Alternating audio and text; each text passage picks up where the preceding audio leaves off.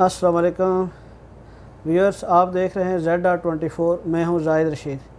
आज जिस मौजू के बारे में हम बात करने वाले हैं वो है ईद उल फ़ितर कि ईद उल फ़ितर में मसनून अमाल कौन से हैं और नमाज ईद कैसे अदा की जाती है और नमाज ईद वाले दिन कौन कौन से अमाल जो है वो करना आसान है। इस मौजू पे बात करने के लिए हमारे साथ आज तशरीफ़ फरमा हैं जनाब मौलाना अब्दुल कुद्दूस साहब। वो आपको इस मौजू पे तफसीली बात करेंगे। आइए बात करते हैं मौलाना अब्दुल कुद्दूस साहब से। अल्हम्दुलिल्लाहि वहदहु ला शरीक लह वस्सलातु वस्सलामु अला मन ला नबिय्य बअदह। आज ईद के हवाले से 2-3 सवालात हैं जो ज़ाहिद साहब ने मेरे से किए हैं। मैं उनका जवाब आपके सामने बयान करूँगा कि ईद के दिन मसनून आमाल क्या हैं। सबसे पहले ईद के दिन सुबह सवेरे उठना, सवेरे उठने के बाद नमाज को बाजमात अदा करना।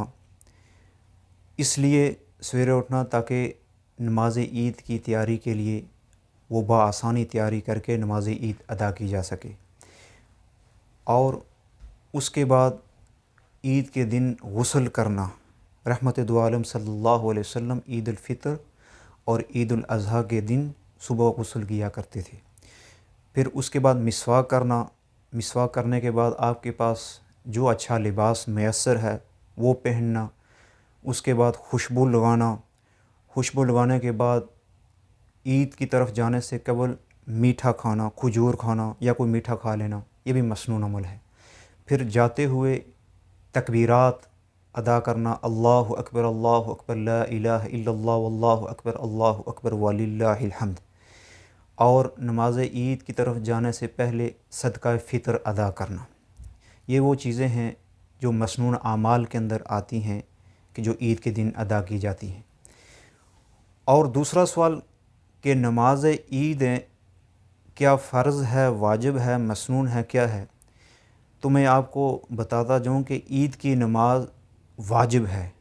दोनों ईद की नमाज़ें ये वाजिबात में से हैं, वाजिब हैं। और फिर इन ईद की नमाज़ों को किस अंदाज़ में अदा किया जाता है, नमाज ईद अदा करने का तरीक़ा क्या है।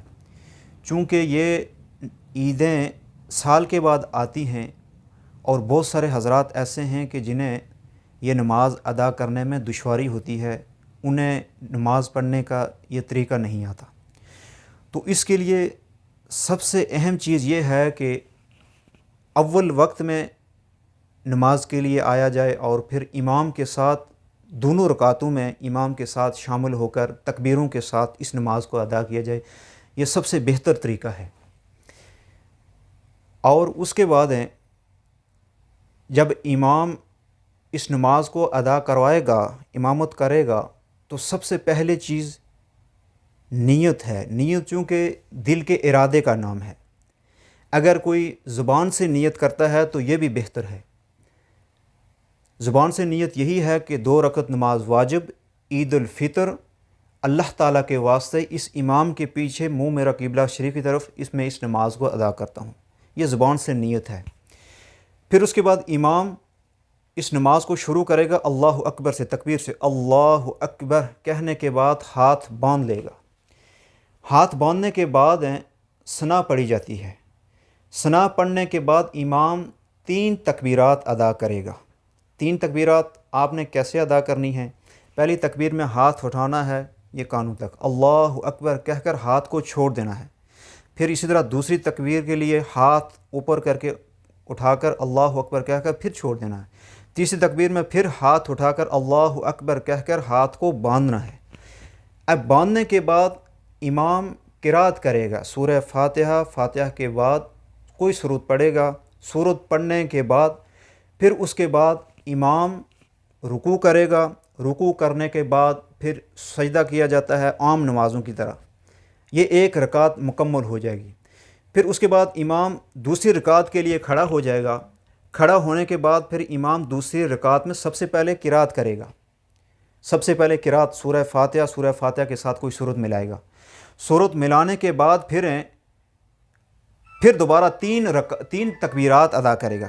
3 تکبیرات ادا کرنے کا طریقہ ایسا ہوگا کہ اللہ اکبر پہلی تکبیر، پھر ہاتھ نیچے کر دے گا، پھر دوسری تکبیر اللہ اکبر، پھر ہاتھ کو چھوڑ دے گا، پھر تیسری تکبیر اللہ اکبر کہہ کر پھر ہاتھ کو چھوڑ دے گا، پھر چوتھی تکبیر اللہ اکبر کہے گا لیکن ہاتھ اوپر نہیں اٹھائے گا، بغیر ہاتھ اٹھائے اللہ اکبر کہہ کر رکوع میں چلا جائے گا۔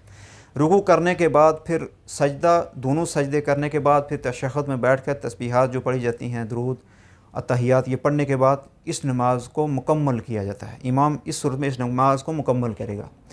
یہ وہ نماز بتائی ہے جو آپ حضرات نے امام کے ساتھ دونوں رکعتوں میں شامل ہو کر اس نماز کو مکمل کیا ہے، یہ وہ طریقہ ہے۔ لیکن خدا نہ خواستہ وہ حضرات جو تاخیر کی وجہ سے امام کے ساتھ اس حالت میں انہوں نے امام کو پایا کہ امام قرات کے اندر امام قرات کر رہا تھا، امام کی تکبیرات مکمل ہو چکی تھی، اب یہ مقتدی اپنی تکبیرات کو کیسے ادا کرے گا؟ تو اس کے لیے یہ بات ذہن میں رکھیں کہ جب آپ نے امام کو قرات کے اندر پایا تو آپ نے سب سے پہلے تکبیر ادا کرنی، اللہ اکبر کہہ کر، پھر آپ نے ثنا نہیں پڑھنی بلکہ آپ ثنا پڑھے بغیر 3 تکبیرات ادا کریں گے، جو پہلے طریقہ میں نے آپ کو بتایا، اللہ اکبر کہہ کے ہاتھ کو چھوڑ دینا، پھر دوسری تکبیر میں پھر اللہ اکبر کہہ کے ہاتھ کو چھوڑ دینا، تیسری تکبیر میں اللہ اکبر کہہ کے ہاتھ کو باندھ لینا اور پھر امام کی قرات کو سننا۔ لیکن اگر کسی نے امام کو پہلی رکعت میں رکوع کے اندر پایا، اب وہ تکبیرات کو کیسے ادا کرے گا؟ اگر آپ کو یقین ہے کہ میں تکبیر کہنے کے بعد تینوں تکبیرات پوری کرنے کے ساتھ ساتھ امام کو رکوع میں پا لوں گا، امید ہو، تو پھر اس صورت میں اللہ اکبر کہنے کے بعد تینوں تکبیرات کو ادا کرنے کے بعد امام کے ساتھ رکوع میں شامل ہو جائے۔ لیکن اگر اس کو خدشہ ہو کہ میں تینوں تکبیرات پڑھنے کے بعد امام کے ساتھ جب شامل ہوں گا تو میری رکعت رہ جائے گی، تو اس صورت میں وہ کیا کرے؟ تکبیرات اللہ اکبر کہہ کے امام کے ساتھ رکوع میں شامل ہو جائے۔ رکوع میں امام جو تسبیح پڑھتا ہے سبحان ربی العظیم، اس کی بجائے وہ تسبیحات کو چھوڑ کے 3 تکبیرات پڑھے اللہ اکبر، لیکن ان تکبیرات میں ہاتھ نہیں اٹھانا، ہاتھ اٹھائے بغیر 3 تکبیرات پڑھ لے۔ اگر تسبیح کا موقع ملتا ہے تو پھر وہ بھی ادا کرے۔ یہ ہو گئی پہلی رکعت۔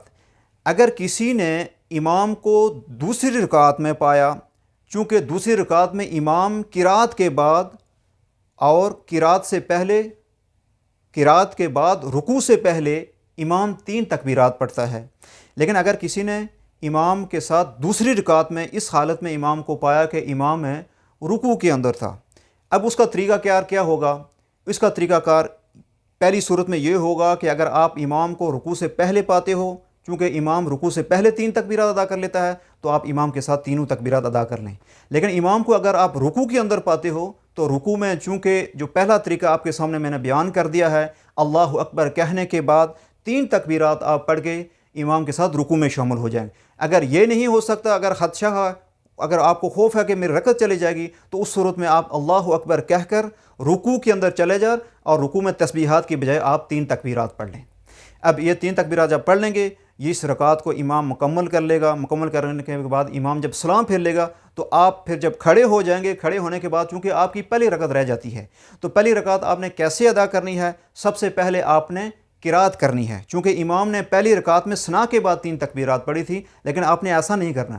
آپ نے کھڑے ہو کے پہلے قرات کرنی ہے، قرات کرنے کے بعد آپ نے 3 تکبیرات پڑھنی ہے، اللہ اکبر ایک مرتبہ، پھر دوسری مرتبہ اللہ اکبر دوسری مرتبہ، تیسری مرتبہ اللہ اکبر پڑھ کے، پھر چوتھی مرتبہ اللہ اکبر پڑھ کے بغیر ہاتھ اٹھائے آپ نے رکوع میں چلا جانا ہے۔ یہ آپ کی دوسری رکعت مکمل ہو جائے گی۔ لیکن اگر وہ شخص جس نے امام کو اس حالت میں پایا کہ امام دوسری رکعت بھی رکوع سے فارغ ہو چکا تھا، تو اس صورت میں آپ کی دونوں رکعتیں رہ جاتی ہیں، تو اس کا طریقہ کار یہی ہوگا جو آپ کے سامنے میں نے شروع میں عرض کیا تھا کہ امام کے ساتھ ثنا کے بعد 3 تکبیرات پڑھے گا، پھر اس کے بعد اس رکعت کو رکوع کے بعد پھر سجود کے بعد اس رکعت کو مکمل کرے گا۔ دوسری رکعت میں پھر سب سے پہلے قرات کرے گا، قرات کرنے کے بعد پھر 3 تکبیرات پڑھے گا، 3 تکبیرات کے بعد پھر رکوع کے بعد پھر سجود، جو امام جس طریقے سے ادا کراتا ہے۔ اور اللہ رب العالمین سے دعا ہے کہ اللہ تعالی ہمارے اس نماز کو صحیح معنوں میں ہمیں سمجھ۔ عید کی نماز چونکہ واجب ہے، نماز عید ادا کرنے کے بعد جو خطبہ ہے وہ مسنون ہے اور اس کا سننا واجب ہے. تو اس لیے نماز عید کے بعد نکل جانا یہ بہتر نہیں ہے، بلکہ خطبے کو سننے کے بعد ایک دوسرے ساتھیوں کے ساتھ مل کے اس جو عید اللہ تعالیٰ نے ہمیں دی ہے اس عید کے صورت میں آپ ایک دوسرے سے باہمی محبت کا اظہار کریں. خطبے کو سن کر اللہ رب العالمین سے دعا ہے کہ ہمارے اس عبادت کو جو صحیح طریقے سے اللہ کے رسول علیہ الصلوۃ والسلام نے ہمیں بتائی ہے اس کے مطابق ہمیں یہ عبادت کرنے کی توفیق عطا فرمائے. وما علینا الا البلاغ المبین.